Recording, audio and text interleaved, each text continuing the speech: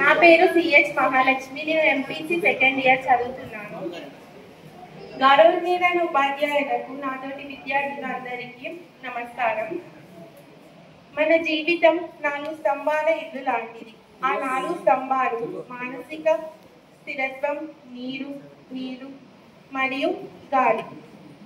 ఈ 4 స్తంభాలలో ఏ ఒక స్తంభం కూలిపోయినా మన జీవితం కూడా అలానే కూలిపోతుంది. ముందుగా మనం మానసిక స్థిరత్వం గురించి మాట్లాడుకుందాం. మానసిక స్థిరత్వం ఈ తరంలో మనకి చాలా ముఖ్యం. సోషల్ మీడియా వలన కానీ, ఎక్కువ ఆలోచించడం వలన కానీ మనం మానసికంగా గురి అవుతున్నాం. ఫోన్ ఛార్జింగ్ అయిపోయినప్పుడు మనం ఫోన్కి ఛార్జింగ్ ఎలా పెడతామో అలానే మన మెదడుకి కూడా అప్పుడప్పుడు ఛార్జింగ్ పెట్టాలి.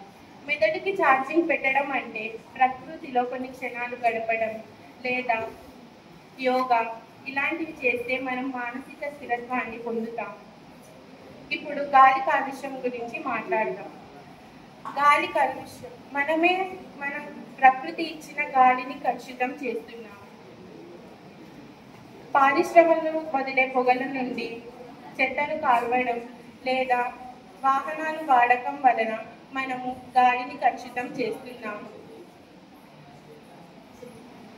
మనము మన ప్రకృతి ఇచ్చిన గాలిని కలుషితం చేస్తున్నాము. గాలి కలుషితంగా